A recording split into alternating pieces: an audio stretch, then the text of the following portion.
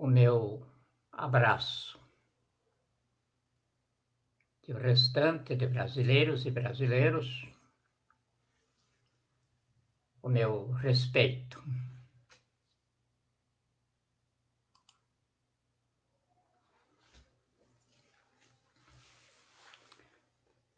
Tenho enfrentado o grau de analfabetismo no poder em seu desavergonhamento máximo. E então resolvi, neste nosso esclarecimento de hoje, falar sobre isso. Então, uma celeuma sobre documentos.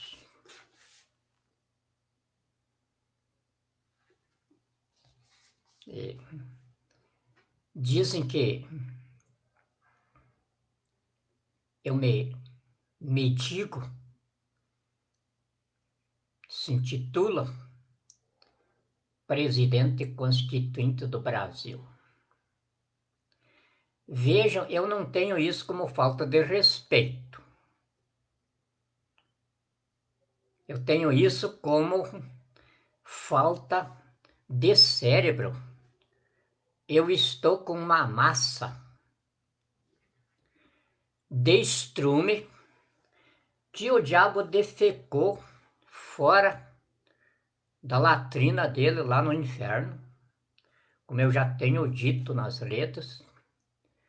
E essa massa de estrume acabou caindo no ventre de nossas mulheres que tinham alguma predestinação para a recepção de demônios. E aí foram proliferando, na medida em que a nação ia se despegando da espiritualidade e se transformando num composto biológico que não tem definição na natureza, não tem forma no sistema biológico solar e, é claro, não tem identificação nas ciências, no próprio grau de inteligência da espécie humana. É uma massa que está aí. Nós sabemos identificar porque nós viemos da multidimensionalidade, onde a nossa percepção de Deus, da criação do universo, da matéria, do sistema de energia que compõe as galáxias, é bem mais expandido do que a inteligência da humanidade tridimensional. Não vou falar da humanidade originária da Terra, porque a Terra é o planeta bebê da Via Láctea. Por isso ela é engraçadinha demais. E tudo na Terra é muito encantador. Ou quem não se encanta na frente de um bebê? Não tem quem não se encante. Já fizemos essa experiência até com os piores facínoras de penitenciárias. Eles sorriem quando veem uma criança. E a gente também se entusiasma na frente de um bezerrinho recém-nascido, até de um ratinho. Eu posso falar muito bem disso porque eu venho da estrebaria, como Jesus, do meio de rato, de barata. Aliás, barato não tinha lá no Rio Grande do Sul, na minha época. Eu acho que até hoje não tem. Eu vim conhecer barata no Paraná. Mas os outros bichinhos tinham. Bicho de pé, pulga, cachorro. Fazenda tem muito cachorro. E aí eles pegam pulga. E o meu pai não deixava nós matar nada que não tivesse atrapalhando. E a gente, então, nasceu mais ou menos com essa educação de convivência com a natureza. E aí, aprendemos a respeitar as criaturinhas mais miúdas, como todos nossos irmãos, todos filhos da Terra, deste planetinha bebê da Via Láctea. Então, aqui não se pode nem transmitir conhecimento que nós, por exemplo, transmitiríamos ou dialogaríamos com a humanidade, vamos dizer assim, de um planeta vivo da Via Láctea que tenha bilhões e bilhões e bilhões e bilhões de anos na frente da Terra.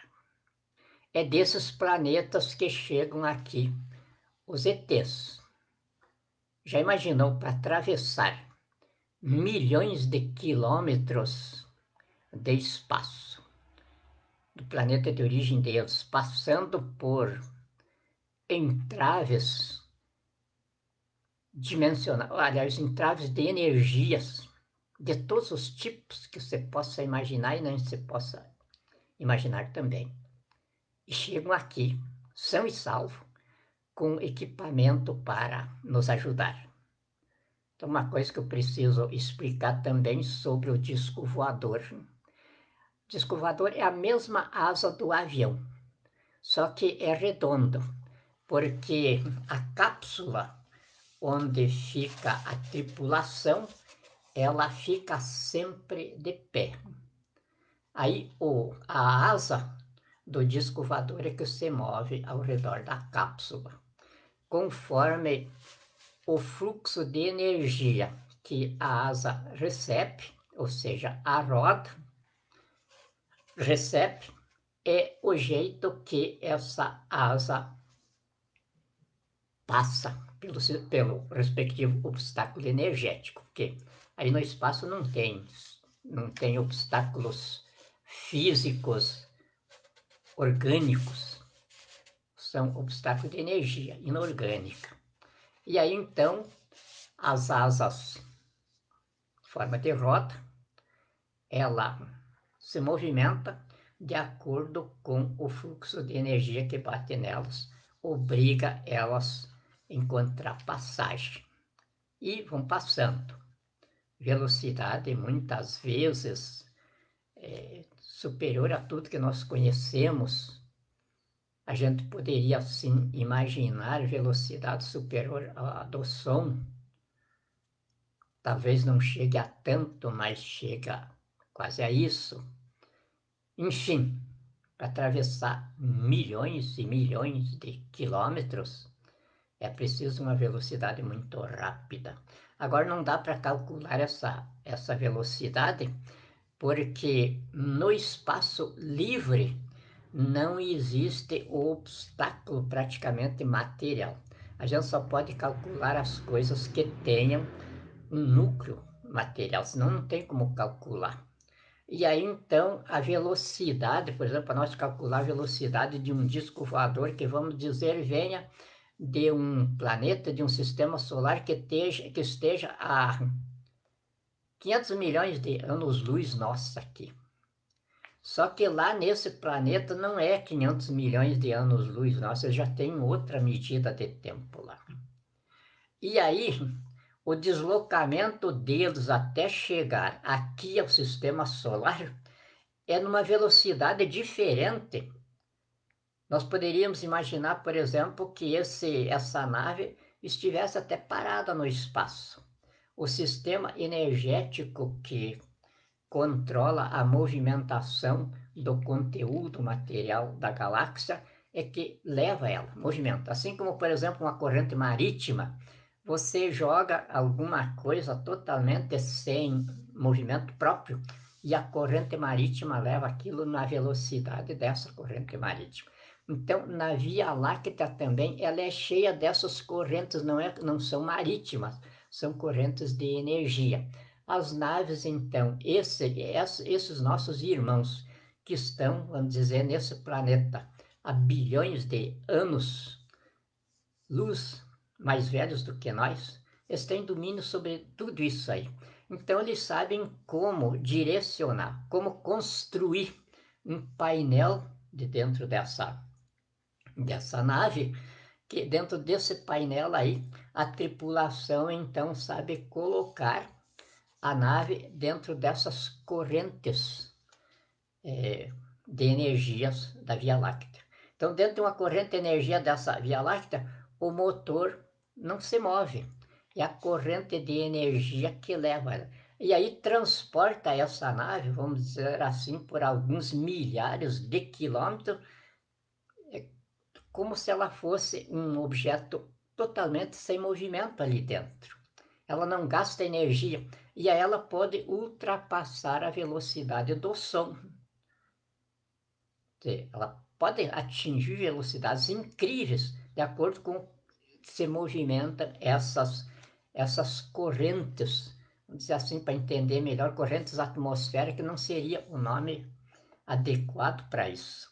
Mas correntes atmosféricas da Via Láctea. Então entra ali e aí se perde o cálculo matemático da velocidade, porque a velocidade é dessa corrente atmosférica, dessa corrente marítima de energias da Via Láctea. Então, dentro disso, vamos dizer, a nave adquire uma velocidade superior ao som. Então, é como se ela desse um pulo, um salto. Como vocês já viram uma pulga pular, dizem que ela pulga 1 milhão de vezes o tamanho, o comprimento dela. Então, nesse salto da pulga de 1 milhão de vezes, seria mais ou menos o salto de uma nave rumo à Terra aqui, ou rumo a qualquer um outro planeta habitado que ela se dirija. Então, quando ela pega essa corrente de energias, ela dá aquele salto da pulga, bilhões e bilhões de vezes superior à capacidade própria de locomoção dela. Então, é desse jeito. Esses dias eu vi alguém da NASA explicando a dificuldade que nós temos para entender a presença de ETs aqui na Terra. Ele não estava duvidando, não pondo dúvida nenhuma, mas apenas colocando as dificuldades da ciência nossa, de nós terráqueos aqui, entender a coisa. Então, por isso é que eu estou fazendo essa explanação, porque eu entendo muito bem. Jesus entendia extraordinariamente bem, Sócrates, Gautama, enfim, todos os que procedem da multidimensionalidade.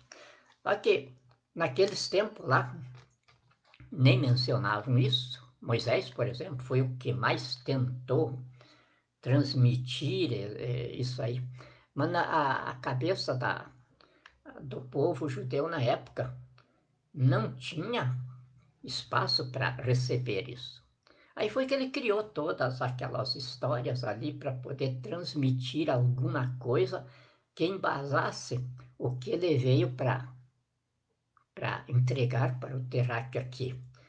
Um modelo de civilização que possibilitasse a humanidade se desenvolver em termos de unidade, quer dizer, uma totalidade de corpos, uma totalidade de mentes e uma totalidade de espírito. Se vocês começarem a estudar os 10 mandamentos e os 4 livros que tentam explicá-lo, vocês vão ver que o ensinamento que está ali praticamente oculto é isso.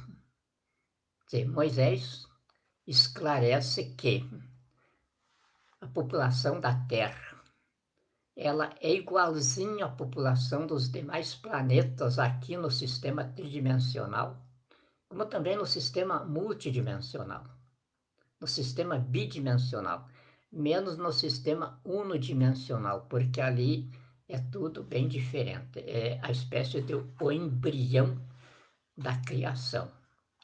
Mas a partir do sistema bidimensional, que já começam daí, assim, o núcleo da célula já ser composta, então já começa a diferenciar.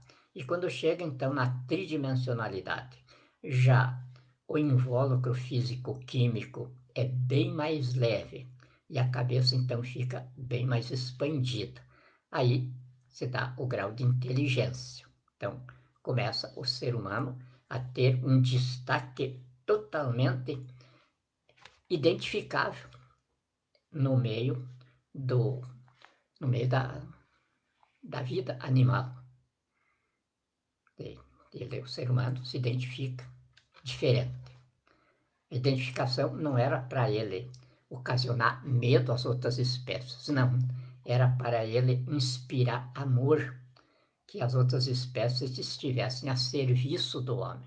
Isso aí era a intenção do sistema biológico solar. Só que daí o homem resolveu se estabelecer pela sua própria índole, e aí foi perdendo contato com a sua origem da Terra e foi resultando um produto da sua própria história. Já imaginou, por exemplo, o ser humano nascer do seu próprio pensamento? Seu próprio pensamento é retrógrado, é de bebê. É claro que tinha de virar uma humanidade bebê. Como Jesus deixou isso bem claro nas lições, as últimas, principalmente a última lição dele, quando ele disse para Deus: Pai, não leve em consideração o que eles estão fazendo. Então ali ele viu que Deus estava um pouco brabinho com a bebezada. Mas ele intercedeu, foi a primeira intercessão de Jesus Salvador. Ali pregado na cruz. Ele diz: Pai, acalme, não fique nervoso. Olha aí, eu tô achando engraçado e o meu amor por eles, você não sabe a quantia que aumentou agora. São os bebezinhos. Eu que me enganei. Você me mandou aqui para você babar e eu acabei me equivocando. Dei uma de mestre e eu fui ver isso já muito tarde. Daí eu ensinei para eles: aquele de vocês que quiser ser mestre, lave os pés dos outros. Seja o servidor dos outros. Que o mestre aqui é para fazer isso. Quando chega a ser mestre, então daí ele adquiriu o grau para servir os outros, dentro da sua totalidade física, totalidade mental e totalidade espiritual.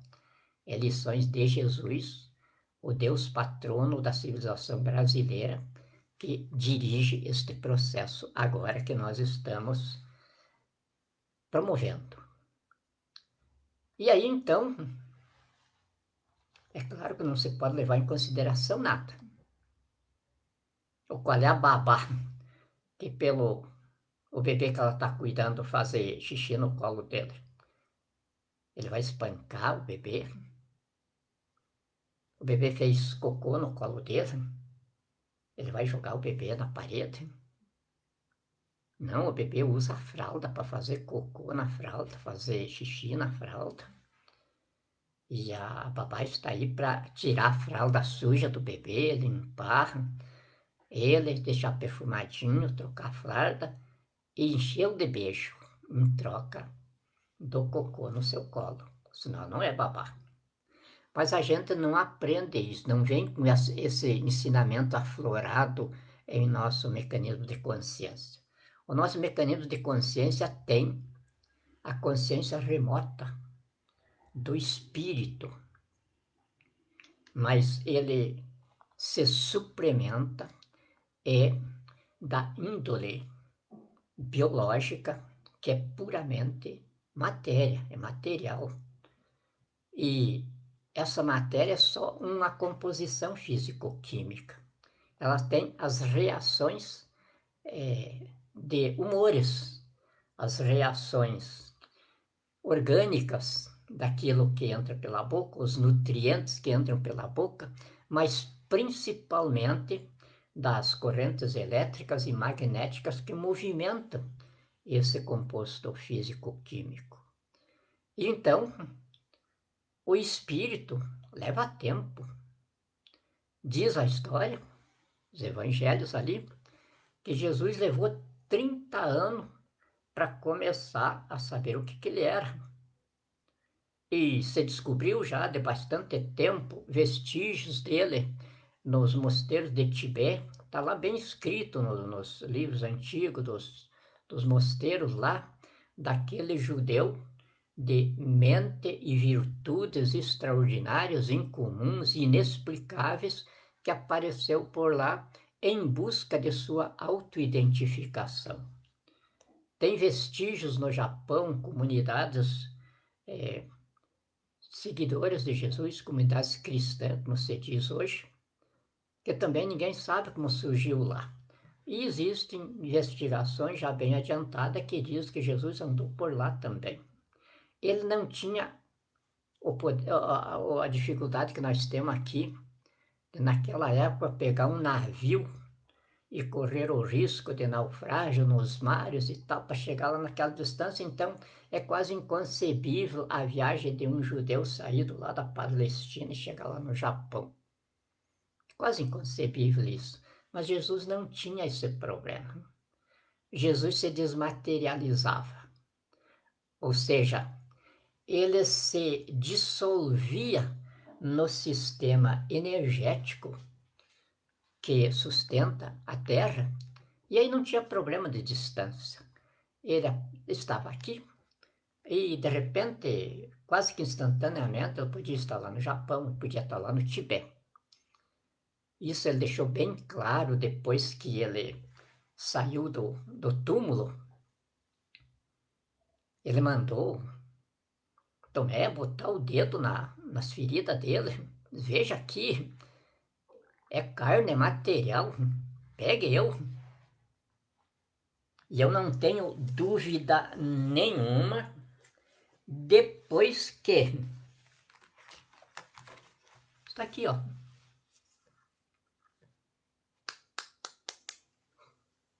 É uma matéria bem compacta. Isto aqui sumiu. Dizem os médios que os cientistas médios que estudam isso, eu tenho grande respeito por eles, chamam de desmaterialização. Aconteceu comigo, isso aqui, ó. Chamou, estava aqui, onde eu sempre estava. Eu estava fazendo um vídeo na outra sala. Não vim atender, mas Dona Mércia, que estava fazendo a gravação, o doutor que estava aqui, o doutor Guilherme, psicanalista, médium também, pessoa respeitadíssima, vocês vão ver eles depois no Poder, que tipo de criatura é. Ele ouviu também. Aí terminei a gravação, eu vim atender, eu sempre faço isso. Não estava mais o telefone. Eu fui e me queixei, ó, não sei, acho que vocês vão me ajudar eu ver se eu ainda estou em condição para fazer alguma coisa. Eu estou achando que eu estou ficando caduco para lá do normal. Dona Mércia, o que aconteceu? Vocês viram o telefone tocar? Sim, vi. Só que eu não acho mais o telefone. Para mim, eu tenho certeza que estava lá onde eu sempre boto. Mas eu devo ter deixado em algum lugar, porque eu não acho mais. Aí saíram nós três. O apartamento não é aquelas coisas assim tão grandes. Nós revisamos tudo. Foi revirado. Não achamos. Tudo onde podia. E eles ficaram certos de que eu não tinha deixado em outro lugar, porque tudo eles viram aqui. O doutor Guilherme ainda falou, não, mas eu vi, o telefone tocava. Aí eu até quis ir atender, mas como o senhor estava gravando, eu esperei. E daí ficou todos esses dias, fizemos várias buscas. Inclusive para desencargo de diagnóstico. O doutor Guilherme viu o carro dele, onde nós tínhamos saído tarde. Não tinha vestígio nenhum. Aí, de repente, eu pego a pasta, é uma pasta grande, botar os documentos dentro, Doutor Guilherme estava na frente ainda. Aí eu peguei, olha aqui o que aconteceu. Ele olhou o quê? O telefone que tinha sumido estava aqui dentro da pasta. Será que eu tô louco mesmo que estava aqui? O doutor Guilherme disse, não. Eu sou testemunho que o senhor não está, porque faz uns 15 dias aí, todos os dias o senhor sai com essa pasta, bota documento dentro, tira documento, o senhor nunca viu esse telefone aí. Eu sou testemunha, estive sempre junto com o senhor, sou eu que acompanho o senhor nessas coisas. O senhor pode ter certeza que não está maluco. E daí foi que ele me disse, não, lá no meu centro, nós estudamos esses fenômenos. E tem inclusive uma médica lá que já colocou para nós coisa semelhante ao senhor. Só que foi o cartão de crédito dela. Desapareceu. Aí ela cancelou o cartão de crédito e de repente, passado muitos dias, o cartão de crédito dela estava numa bolsinha que ela usava assim com outras coisas, estava ali o cartão de crédito dela. E ela também foi a mesma coisa que o senhor. Ela pedia socorro para saber da sanidade mental dela, como é que estava e tal, mas é uma médica perfeitamente normal. Então você pode ter certeza de que o fenômeno da desmaterialização se apresentou para o senhor entender o que foi a ressurreição de Jesus, o que foi a subida de Jesus para o céu, ou seja, o sumiço dele no espaço na frente dos apóstolos, o que é a presença de um anjo e de repente aquele anjo não está mais ali. Então isso aconteceu com o Senhor, que talvez Jesus, que o Senhor diz que está no comando disso aí, sentiu a necessidade de ensinar para o Senhor que o Senhor mesmo, chegando ao grau de Jesus, que nós sabemos que não vamos chegar lá, mas é possível chegar. E o Senhor vai fazer a mesma coisa que o telefone fez. Está aqui um aparelho totalmente inerte. Desapareceu e já apareceu de novo. Ele desapareceu fisicamente para algum lugar e voltou depois? Não. A nossa razão não aceita isso. Ele desmaterializou. E aí daí eu começo a entender. O universo neutrino, o universo atômico no qual nós nascemos da Terra e vivemos nele, esse universo ele é compacto. Ou seja, esta matéria aqui, esta matéria aqui não passa por esta, ela bate aqui, não passa. Agora, o universo neutrino, o neutrino é um universo tão material quanto o nosso, só que a composição molecular desse universo passa por aqui, passa pelo meu corpo e ela não tem obstáculo.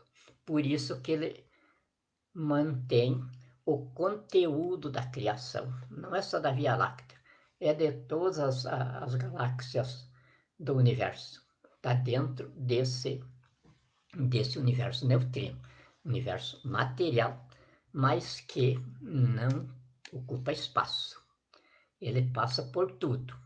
E aí é o universo, quer dizer, é o tipo de matéria, quando o espírito desprende do nosso corpo biológico, ele imediatamente adquire o corpo neutrino. A mesma forma física que ele tinha no invólucro intelectual, é a forma que ele adquire espiritualmente. Então, agora, no controle do magnetismo quântico, já tem computadores desenvolvidos para capturar espíritos. Daqui uns dias vocês vão estar vendo isso aí, nós vamos ter um complexo de computador tudo quântico que vai organizar o sistema administrativo do Brasil. O Brasil é um continente e vai deixar de ser essa aventura aí. Então, nós vamos ter um sistema de inteligência de governo auxiliando a iniciativa privada em tudo que ela quer fazer. E esse sistema aí, pelo tamanho, gigantismo dele, e a velocidade com que ele precisa atender 217 milhões de brasileiros, que nós esperamos que daqui a um ano seja 300 milhões e não pare de crescer, porque o nosso espaço geográfico comporta mais 800 milhões de pessoas. Imagina quanto nós podemos proliferar ainda. Então, esse complexo que nós vamos começar a montar, talvez ainda este ano, vai ter essa agilidade para orientar. Ele não vai dirigir a vida de ninguém, ele não vai pensar por ninguém, diferente do que o Bill Gates estabeleceu aí, que encerrou agora. O coronavírus encerrou o sistema de inteligência artificial do Bill Gates, com o qual ele anunciou, inclusive, aí que era capaz de produzir a humanidade cibernética. Até o Japão se envolver bastante tempo com essa bobagem. Ao invés do ser humano cibernético, eles criaram lá a boneca de silicone e chegaram a um grau de demência tão grande que no Japão tem homens casando com a boneca de silicone, mulher casando com o boneco de silicone, e apresentam para a família, e aquilo se integra à família. Quer dizer, um ser absolutamente inanimado, uma boneca. E o sujeito vive com ela, só que não procria. O Japão está assim. E Bill Gates, entusiasmado com a coisa, aí jogou no mundo a psicose pandêmica do coronavírus. Eu vou contar a história para vocês porque é fantástica agora, não agora. Agora eu ainda tenho muita coisa para destrinçar na inteligência da besta. Mas depois que tiver isso tudo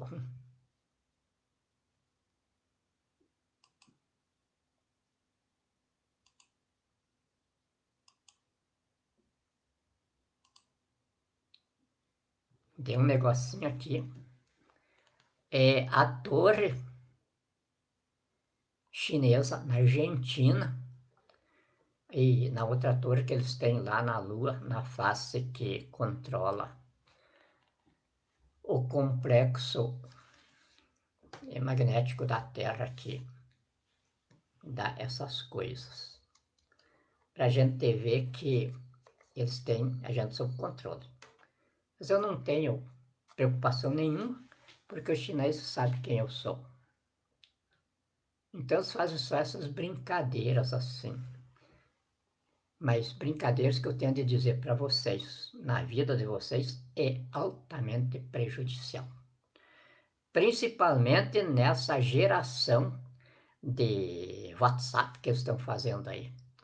Quer dizer, me desculpem eu estar com o nome antigo, porque agora já é mais moderno, eles mudam isso tudo por uma questão de penetração psíquica. Então já está com a outra geração, se aqui aí de 5G, já passando para o 6G. Isso aí é tremendamente prejudicial. Aqui no Brasil eu vou proibir. Vocês vão me desculpar, mas essas novidades vão sair do Brasil dentro de poucos dias. Eu vou querer as minhas crianças fazendo cálculos matemáticos com a canetinha, papel. Eu vou querer as minhas crianças brasileiras fazendo redações.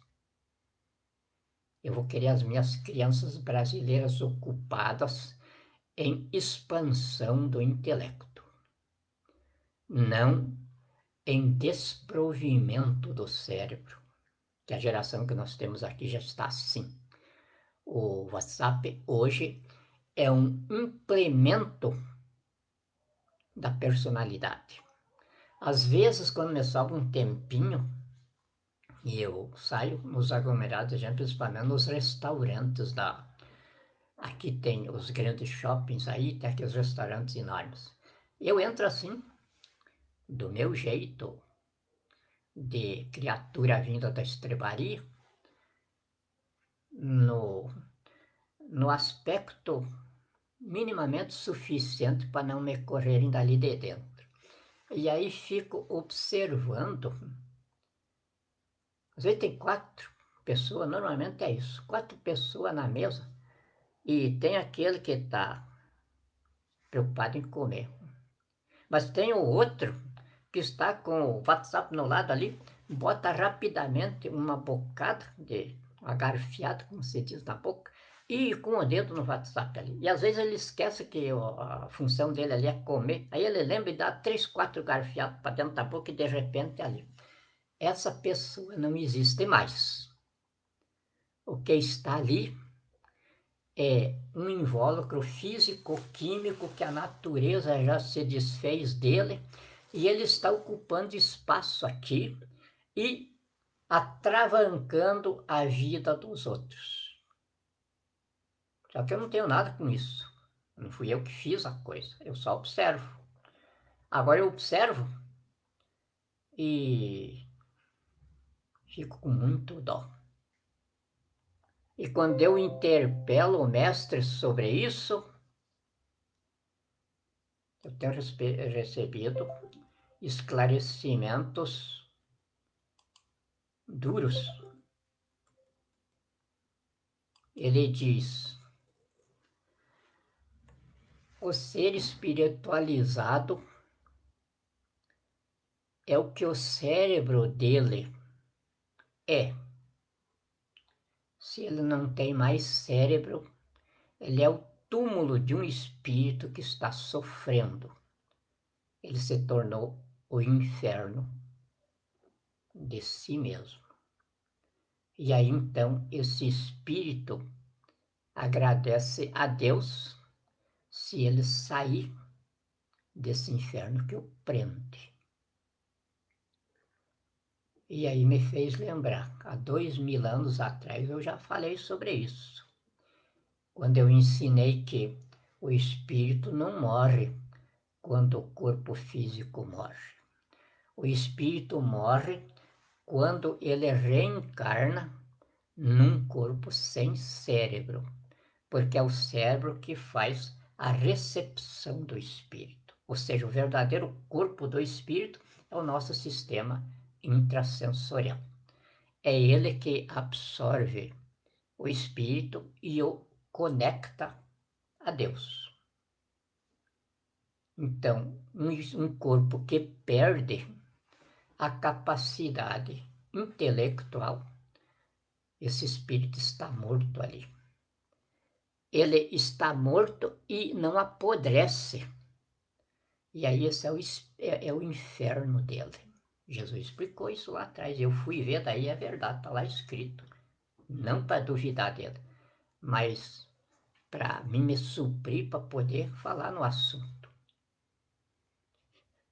E façam essa experiência.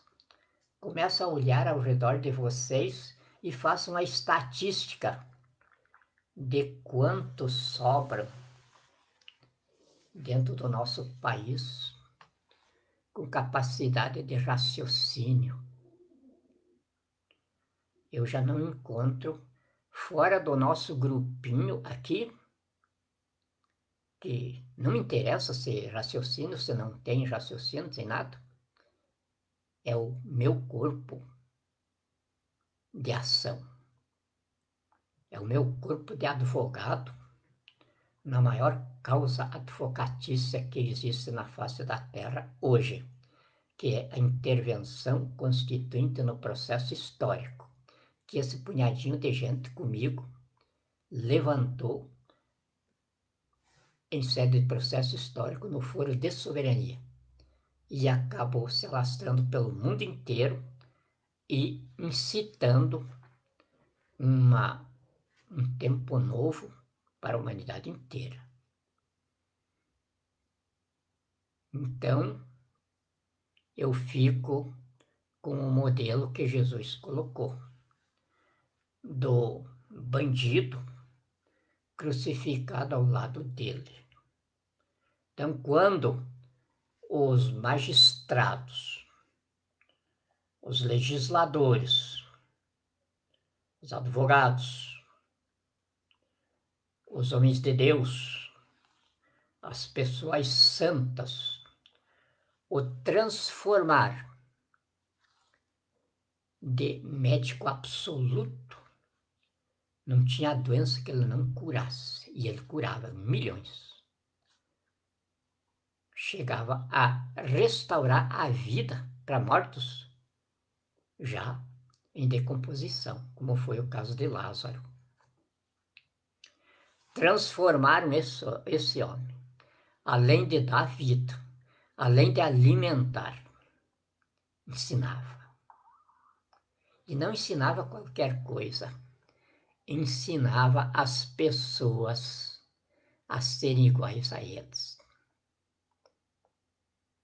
dizendo: sede pelo menos meus imitadores, como eu sou a imagem do meu Pai.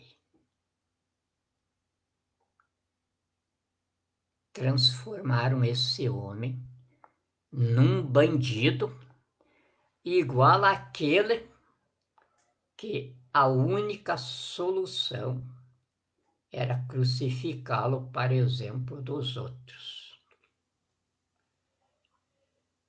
Foi esse que Jesus colocou como modelo quando disse para ele a invocação dele: Senhor, lembra-se de mim quando entrares no teu reino. Ele não pediu para Jesus que levasse ele para lá. Ele sabia do seu estado. Pediu para Jesus que só lembrasse dele. E aí, na lembrança de Jesus, ele teria o conforto na condenação, aonde ele fosse pagar pelas suas culpas que estava sofrendo ali na cruz. Jesus o surpreendeu com a sentença. Hoje mesmo, agora mesmo, você estará comigo no reino de Deus. Então, é a minha situação incrível. Eu não quero, não é que eu não quero, eu queria sim ser parecido com Jesus. Eu sei que não sou. Eu sei que milhões, ou bilhões, ou trilhões de anos ainda eu tenho pela frente em gestação espiritual para mim começar a entender o absoluto da eternidade e começar a me aproximar de uma gestação que me deu nascimento dentro dela. Sei disso. Mas desde já, nesta distância que eu estou de Jesus, de Deus, eu sinto uma vontade danada de ser bem parecido com Ele. Sei que não posso, mas a vontade de ser bem parecido com Ele já me dá equilíbrio para mim ser o magistrado do meu país. E aí, é claro que eu tenho de buscar nele as orientações. E aí, eu tenho de começar pela avaliação de personalidade. Os primeiros que eu tenho de avaliar são os meus inimigos. São aqueles que eu tenho de meter lá na Ilha das Cobras. Depois julgá-los. E se for preciso corte marcial, eu tenho de ter a isenção magistral para aplicar a pena. Agora, até lá, eles são tão puros, tão inocentes e tão necessitados da misericórdia, do bom senso, da lucidez e da solidariedade humana quanto um bebê recém-nascido. Isso eu já sinto na minha estrutura de consciência que eu já posso ser. Eu não olho o meu inimigo como alguém que eu tenha de justiçar, que eu tenha de bater nele, que eu tenha de judiar dele. Me dói o que ele faz. Não vão pensar que a minha alma não seja uma chaga pura. Suportar como magistrado da minha nação um volume de mais de 12 milhões de pessoas assassinadas por esses inimigos. Assassinadas sem necessidade de eles fazem isso para roubar a nação. Tomar a aposentadoria das velhinhas que deram a vida pelo país, dos velhinhos. Tomar o salário das pessoas que por doença têm de se encostar na previdência, que não é previdência nenhuma, é um antro de bandidos, de ladrões, de cafajestes, de vagabundos. É o que eles são. Eu não estou dizendo isso, eu estou lendo no corpo de delito do país, onde a prova material sou eu. Só que com isenção de consciência absoluta. Eu posso, num tribunal, falar deste jeito para ele. Mas não posso colocar uma sentença em cima do que eu leio no corpo de delito do país. Porque isso é o que eles já fizeram. E não é uma sentença que vai recuperar os meus irmãos e irmãs que eles mataram. Eu tenho de fazer o quê? Jesus, o Deus patrono da nação brasileira, me determinar. Por enquanto não me determinou sentença nenhuma, porque eu não tenho ainda nenhum preso. Mas a Ilha das Cobras está esperando. Nós temos catalogados 1.746.000 bandidos que não tem outro lugar a não ser eles irem guardar o devido processo legal lá.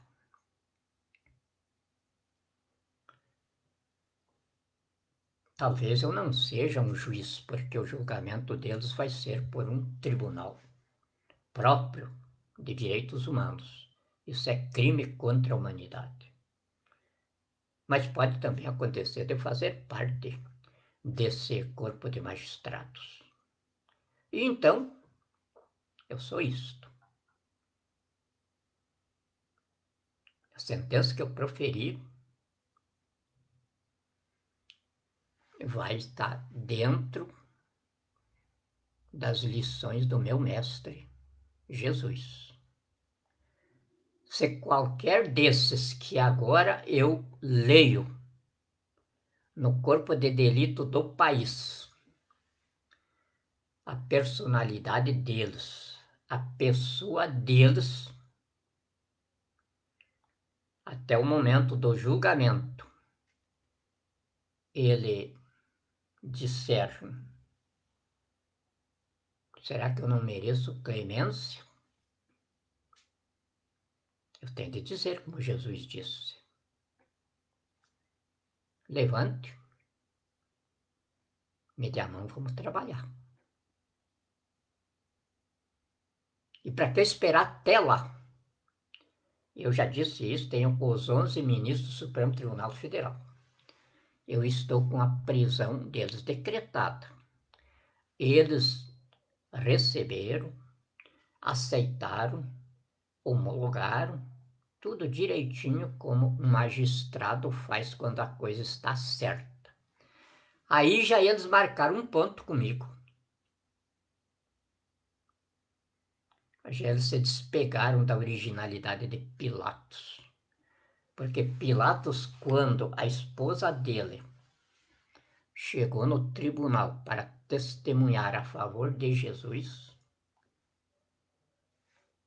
ele balanceou e quis aceitar o testemunho dela. Mas aí os demônios que estavam lá fora gritavam: crucifica-o, porque se você não o crucificar, você é inimigo de César e nós vamos te denunciar, porque você está soltando um falso rei que disse que vai destronar César.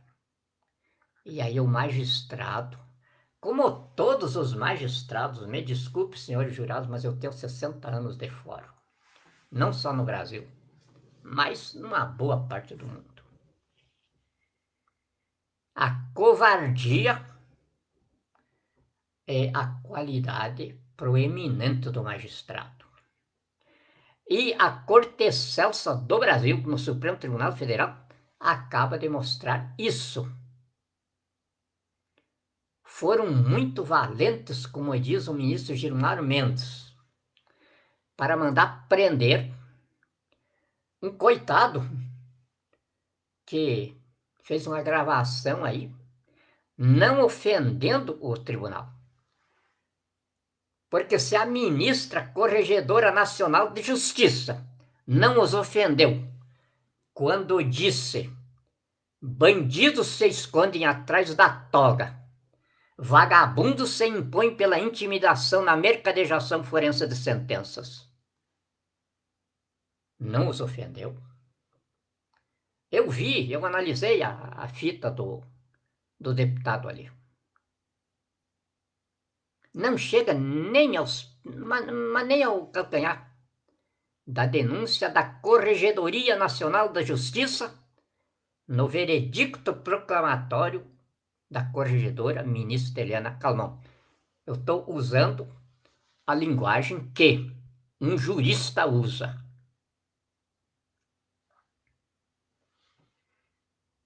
Quando um ministro faz uma denúncia, é o órgão que o investe que está fazendo uma denúncia no veredicto, se chama veredicto proclamatório, a declaração que o magistrado faz. Eles não sabem disso, porque nesse tempo que eu estou lidando com essa turma,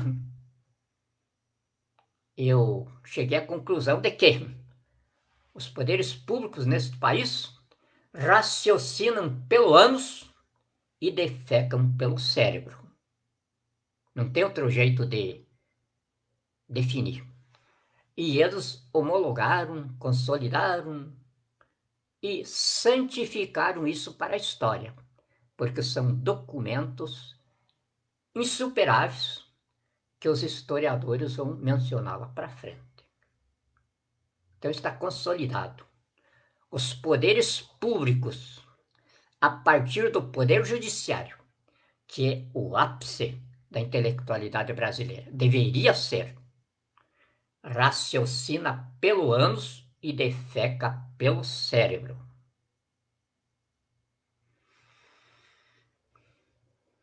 Qual é a prova? Nós temos, eu não sei quantos milhares, alguns milhões de advogados atuantes dentro do fórum.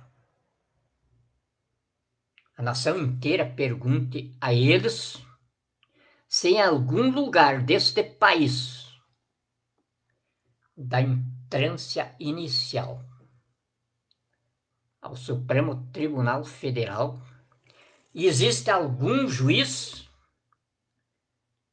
que prolate uma sentença se não for fundado na jurisprudência e na doutrina. Então, quando o sujeito quer se mostrar senhor respeitável da moral, da ética,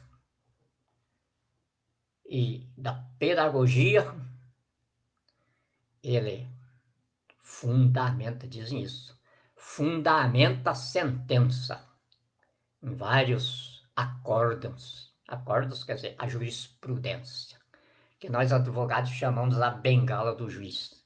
Então, quando você faz uma petição, isso quem me ensinou foi o saudoso e querido, extraordinário jurista que orgulha o Brasil nas cátedras lá de fora, porque aqui no Brasil não ensino mais, não uso mais, porque nem os nossos professores aqui não entendem.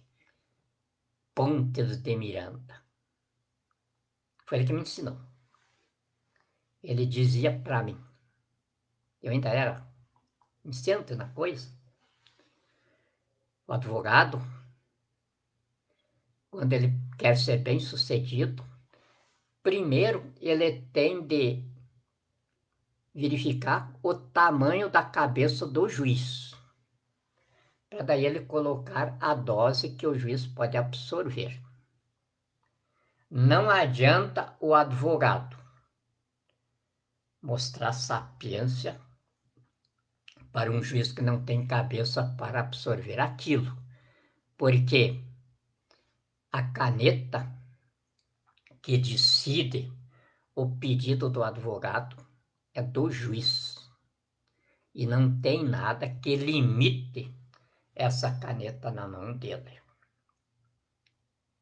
E todo o juiz é um advogado fracassado, porque ninguém que estude direito conclui o curso de direito para ser juiz.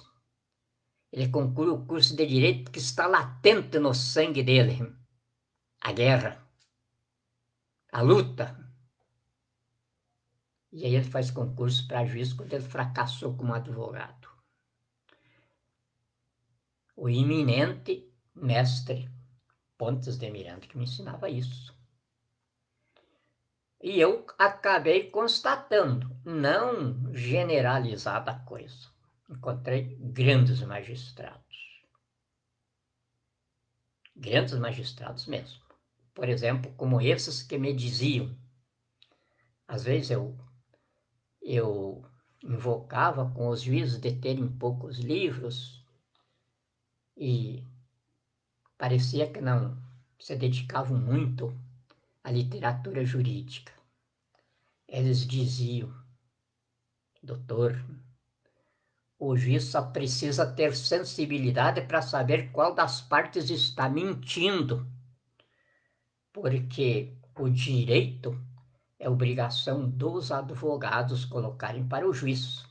No questionamento dos advogados para o juiz, até ele chegar à conclusão de mérito, ele aprendeu tudo o que se aplica da ciência do direito àquela causa. Então, para que o juiz ficar lendo? Vai só perder tempo. É mais processos que se acumulam sem a decisão dele. E aí é baseado nessas lições que depois eu fui verificando ao correr do tempo e vi que era verdade. É que eu vou nomear 11 ministros para o Supremo Tribunal Federal, contrariando aquilo que eu ajudei a escrever na Constituição. O notório saber jurídico. Eu vou botar 11 ministros ali,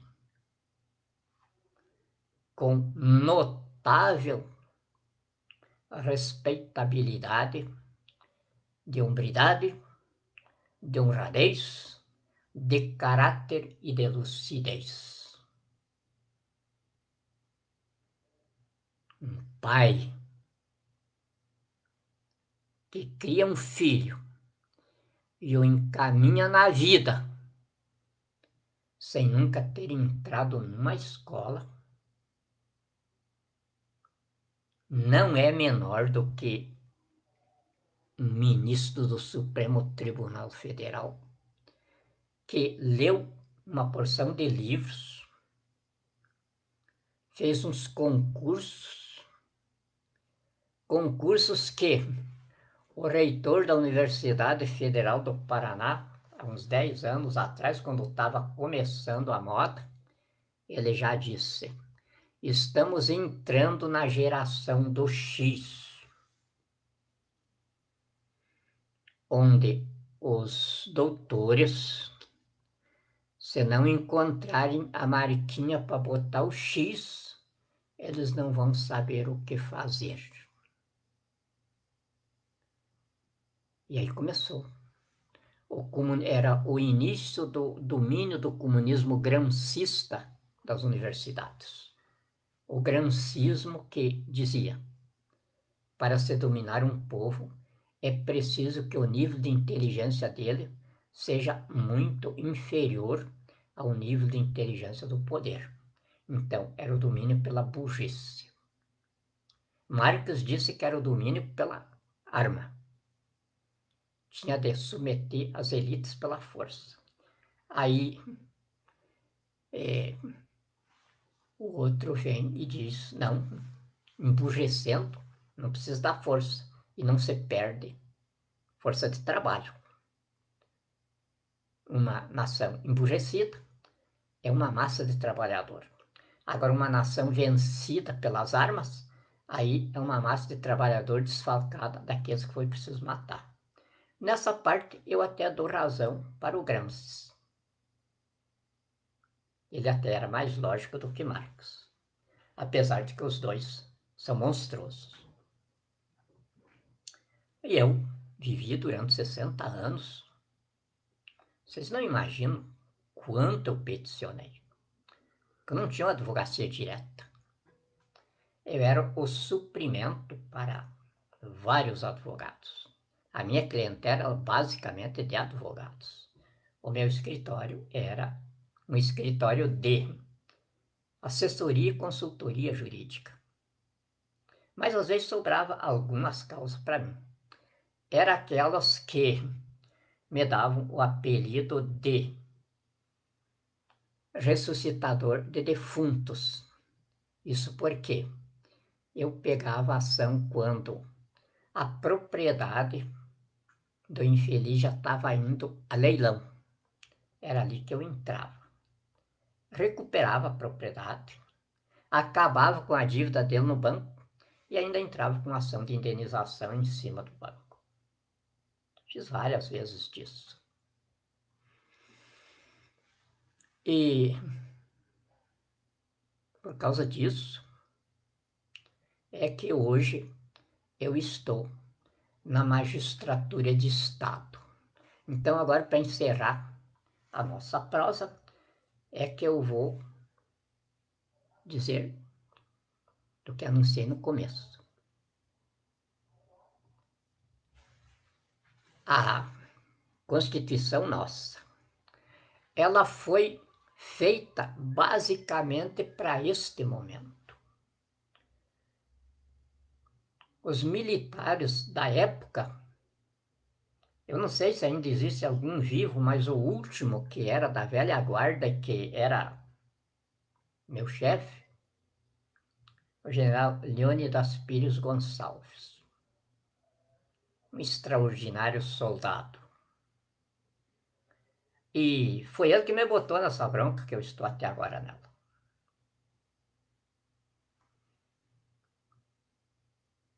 Então, me botou nela porque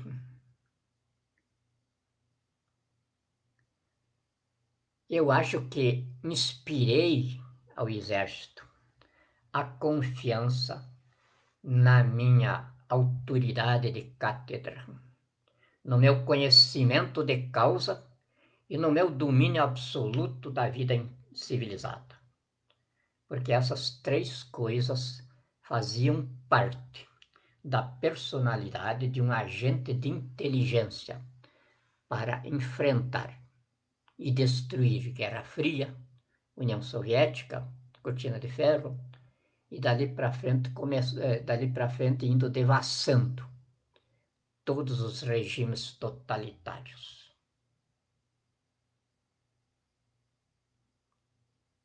E aí então,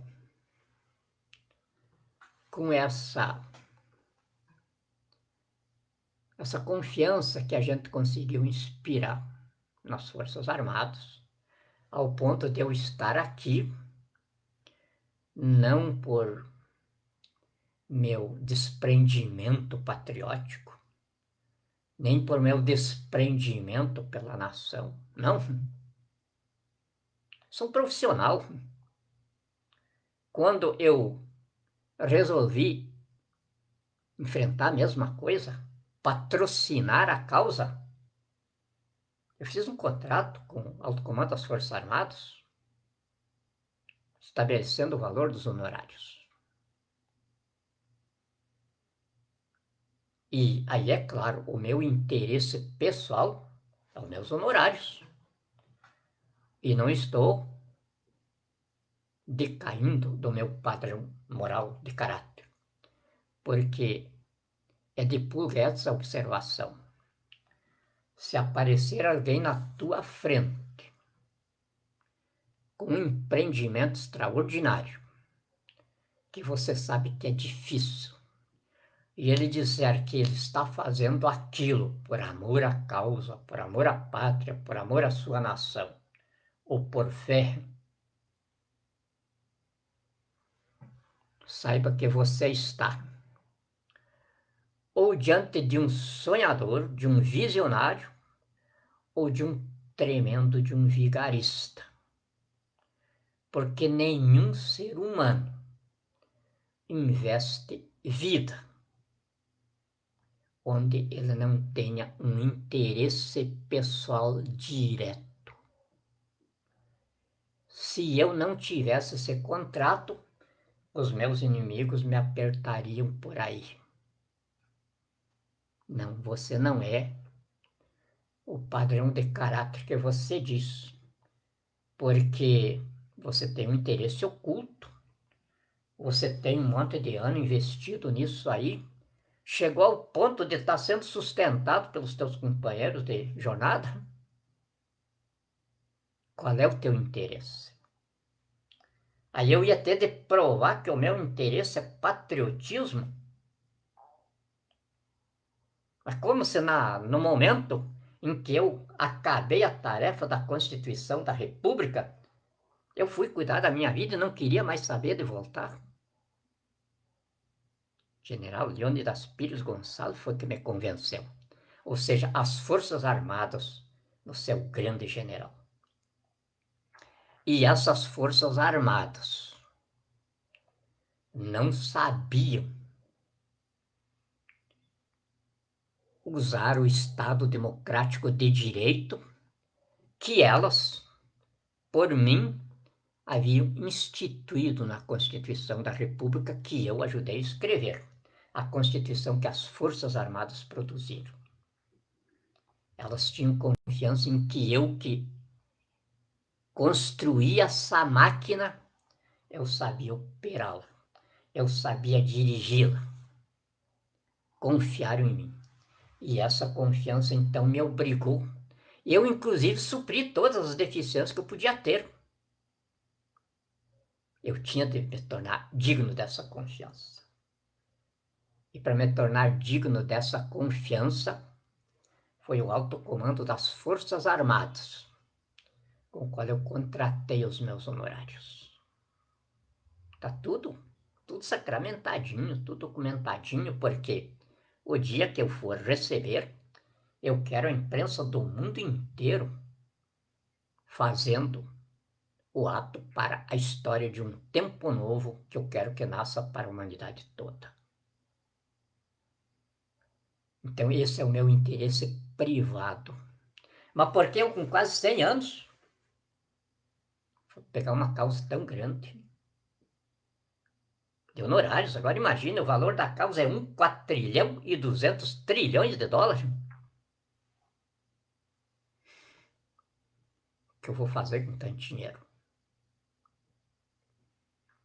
Vou alicerçar a minha geração numa pátria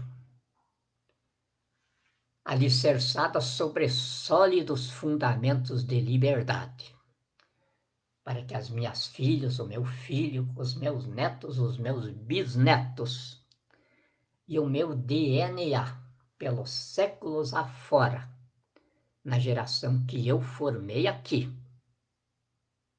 o que o meu pai formou aqui, o que o meu avô, o meu bisavô, judeu sarraceno, fugido para o Brasil,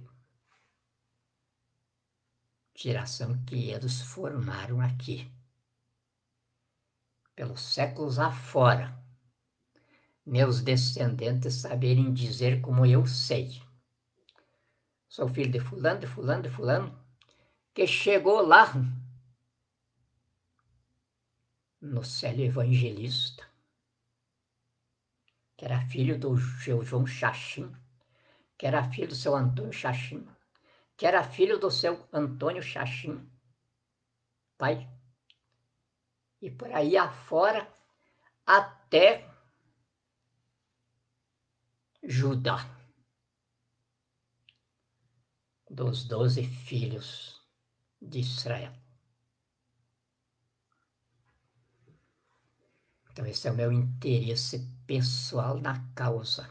Só que esse interesse pessoal tomou conta do meu mecanismo de consciência, da minha alma, que hoje a minha família, eu olho para ela como o núcleo da minha família, que é a minha nação. 217 milhões de brasileiros. Dentro deles, eu não aparto inimigos. Como eu poderia fazer isso se fui eu que escrevi a Constituição? E ali nós escrevemos que a pessoa só pode ser considerada culpada depois de sentença judicial transitada em julgado que assim o considere. Não existe sentença em cima de ninguém. Existe um corpo de delito no qual eu sou a prova material de um crime terrível contra a humanidade, de extermínio da nação brasileira, já em mais de 12 milhões de pessoas, sendo assassinadas na base de 94 pessoas por dia nos corredores de extermínio do SUS.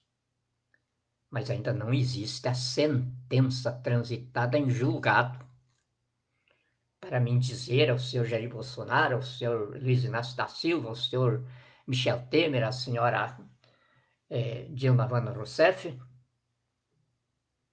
vocês são responsáveis. Eu acuso de responsabilidade. Mas, por enquanto, eu tenho de dizer 217 milhões de pessoinhas aí que eu tenho adoração à minha bebezada. Podem fazer xixi e cocô no meu colo quanto quiserem, que eu estou aqui para ser babá. Não é para ser mestre. E para ser babá não é apenas limpar a bundinha de vocês, deixar cheirosinho, não. Isso até nem faço. Eu estou aqui para suprir vocês naquilo que ainda são inocentes, naquilo em que ainda não sabem nada, pensando que sabem, e começarem a se encaminhar para uma idade adolescente, talvez até adulta. Essa é a minha função. Agora não quer dizer que, pelas burradas de vocês aí, nas brincadeiras de vocês, que vocês acabam acabando com o próprio meio ambiente, que é a pátria, eu tento ficar aí juntando brinquedinho para lá, juntando brinquedinho para cá, renovando tudo, remontando tudo aquilo que vocês espalharam e que vocês podiam não ter feito assim. Não, eu vou fazer. Espalharam tudo. Rebentaram com tudo o meio ambiente. Não tem aonde se abrigar, porque acabaram com a pátria é a casa de vocês. Eu vou reconstruir a casa. Vou colocar todos os brinquedinhos de novo, do jeito que vocês precisam para brincar. Agora, estou cobrando. Não sou obrigado a fazer de graça. E esse dinheiro que vai vir, essa cobrança, é claro que os meus filhos, minha filha, meu filho, minhas filhas, São 6 filhos, verdadeiras deusas, meu orgulho, meu vigor. Me deram netos maravilhosos, mães extraordinários. Meu filho é um empresário respeitável. Não dependem de cofres públicos, nunca tiveram relação com os cofres públicos, como o velho pai e avô aqui. Porque quando eu recebo dinheiro dos cofres públicos, é em pagamento de serviços prestados como profissional. E então, vamos encerrar. A celeuma do documento. Esse dia passaram um vídeo aí na praça do Bolsonaro sobre isso aí. Mais ou menos se referindo a mim. Não, protocolo documentos aí, protocolar documento qualquer um pode fazer. Tem um cara que quer dizer chefe de Estado, com um grau de burrice desse tanto. Por isso é que o Brasil está abaixo de merda de gato no conceito internacional. O documento, senhores. Então, quando tem um carimbinho, aqui ó, quando tem este carimbinho aqui é do protocolo administrativo do Supremo Tribunal Federal. Quando o documento sai com este carimbinho aqui, este documento não é mais meu. Este documento é do Supremo Tribunal Federal em sua serventia precípua de guardador da Constituição. É ele que tem de fazer estes atos institucionais aqui. Ou seja, aqui não é institucional porque eu não sou titular de investidura por revolução. Eu sou titular de investidura constituinte, que é do próprio povo. Então, isto não é ato institucional, isto aqui é ato constituinte, ou seja, faltou embasamento na Constituição para o chefe de Estado executar o que ele precisa. Então, daí o Supremo Tribunal Federal, no artigo 101, que dá a identificação dos ministros, e no artigo 102, caput, diz que a finalidade principal do Supremo Tribunal Federal, a competência principal do Supremo Tribunal Federal é fornecer ao presidente constituinte do país a instrumentalização constituinte para ele executar a Constituição dentro do Estado democrático de direito. Se não for assim, eu seria um ditador absoluto e a Constituição não teria valor nenhum. Mas não tem valor aí para a bandidagem do poder desde 2003 para cá.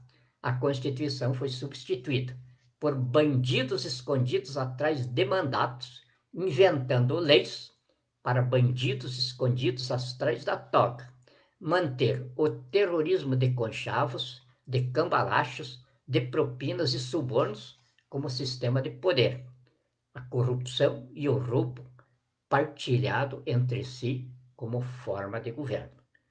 Essa é a característica, ou seja, a identificação da bandidagem no poder.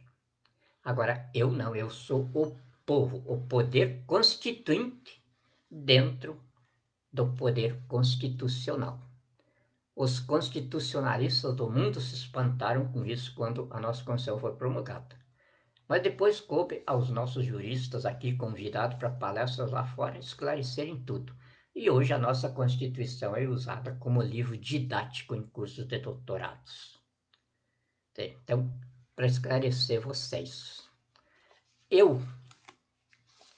quando eu assino aqui,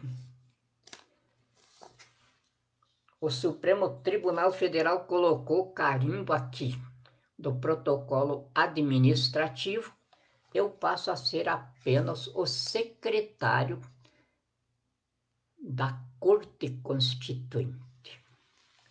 E eu posso ser esse secretário porque eu tenho a investidura no cargo que o povo me otorgou de magistrado de Estado. Então, como magistrado de Estado, eu me somo com a Corte Constituinte, que está instituído na Constituição para guardar a Constituição. Ou seja, magistrado de Estado somado com os magistrados constituintes. A magistratura constituinte é permanente, é o povo sobre o próprio povo. Então, o povo assume o poder diretamente, mas o próprio povo se coloca acima dele no órgão do Poder Judiciário, o órgão máximo que é o Supremo Tribunal Federal, em sua competência de Corte Constituinte. Então, os 11 ministros, como Corte Constituinte, eles são tão o povo quanto eu, como magistrado de Estado. E aí, então, eu, como magistrado de Estado, ao invés de eu pedir para o Supremo Tribunal Federal, eu dizer, olha, eu estou precisando deste ato aqui para mim executar a Constituição. A lógica da coisa seria o Supremo Tribunal Federal, então, me mandar o ato. A função seria deles. Mas acontece o seguinte, já estão sobrecarregados lá porque eles têm a função suplementar deles ou decorrente de juízes finais no processo. Então, eu sei que eles estão sobrecarregados. Eu posso fazer. Eles não são superiores a mim nada. Pelo contrário, até são bem inferiores em alguma coisa.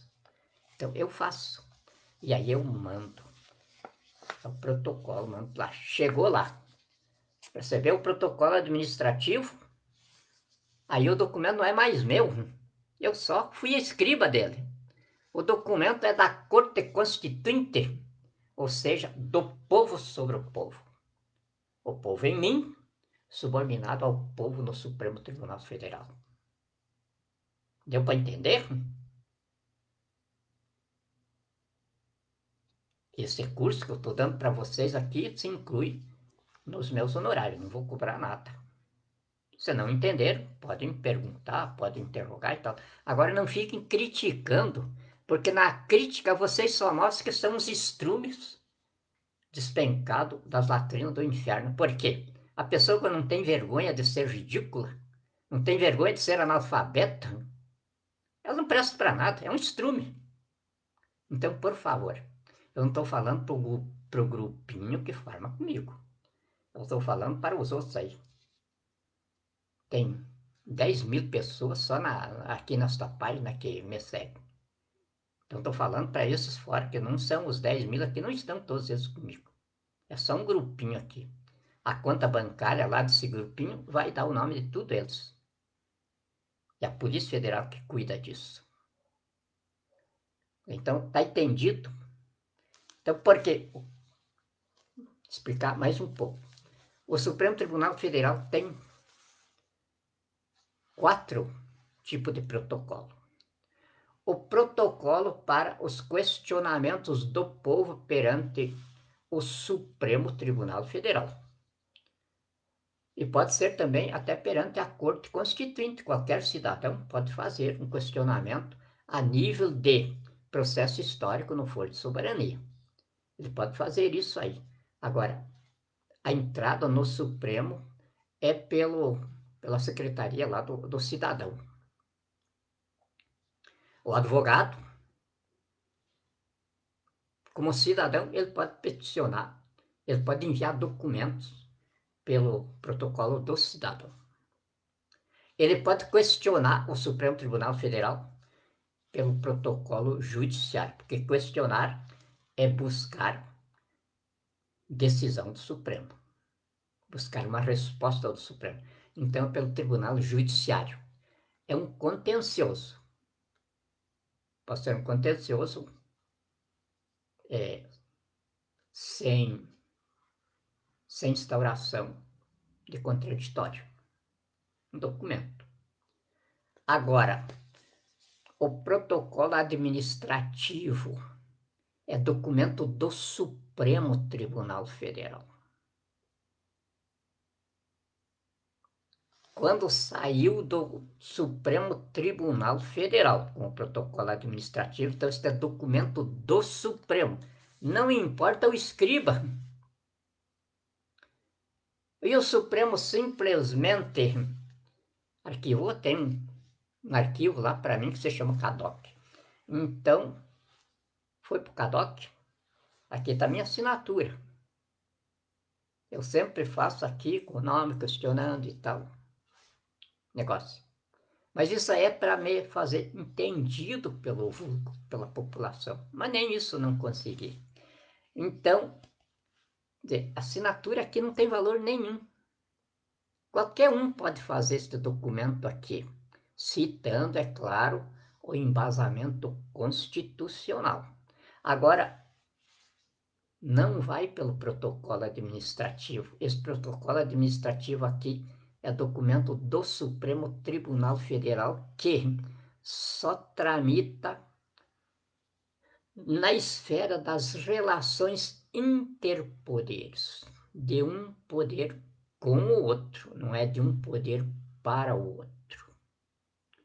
De um poder para o outro. É eu pedindo para o superior. Aqui não tem superior. Então, aqui são iguais. Um poder com o outro. O poder executivo hoje, em esfera de processo histórico no foro de soberania, ele está titulado por um magistrado de Estado constituinte. Não é mandatário do povo, não é representante do povo. O representante do povo não pode fazer isso. Aí ele tem de ir pela Advocacia Geral da União. É o órgão que a Constituição estabelece para isso. Agora, eu não. Eu sou o próprio povo. E a Constituição é bem clara. O povo exerce o poder através dos representantes ou diretamente. E aqui eu encarno o povo. Então, é pelo protocolo administrativo. E aí, quando esse documento saiu, esse documento é do Supremo, não é meu.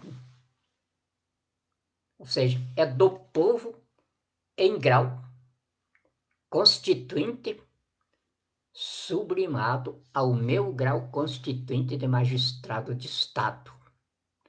Aqui a magistratura suprema do poder constituinte. É onde o povo se instituiu dentro da Constituição. O pináculo supremo da civilização brasileira. Dali para frente, só Deus. Só a fé. Se não entenderam, como eu disse, este curso é de graça, está incluído nos meus honorários. Que não são meus, eu vou repartir com todo o pessoal que está comigo aqui. Ainda eu estava dizendo esse dia para o doutor, se não imagino o que pode passar pela cabecinha dessas pessoinhas que tiram, cada passo aparece isso. R$10 ali na conta, não é minha conta do povo, para manter isso aqui. R$10, R$20. Nós temos 164 bilionários dentro do Brasil. Exploram o vício, a prostituição, a fome e a doença. 164 bilionários que exploram isso. Esses são os campos econômicos deles. Jamais. Eles sabem da conta, tá nas redes. Nunca eu vi qualquer sinal de vida deles ali. Então essa conta não interessa para eles. Essa conta fere eles. E se essa conta fere eles, é claro, aprontem as malas, porque aqui não vão ter espaço.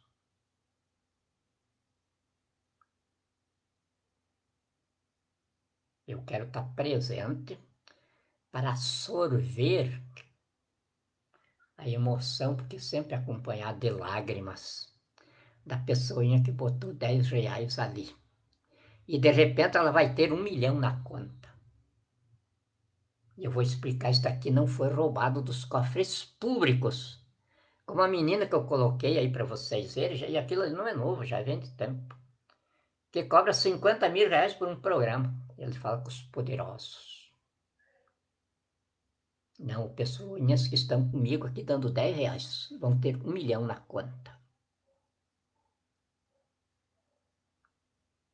Alguns até vão sofrer desmaios. Mas eu vou sorver essa emoção na minha velhice para me levar de marca no meu espírito. Servir para a minha nação. E servir para a minha nação porque trago na minha alma os sinais do meu amor por ela. Muito obrigado, minhas queridas, meus queridos. Deus vos abençoe e vos guarde.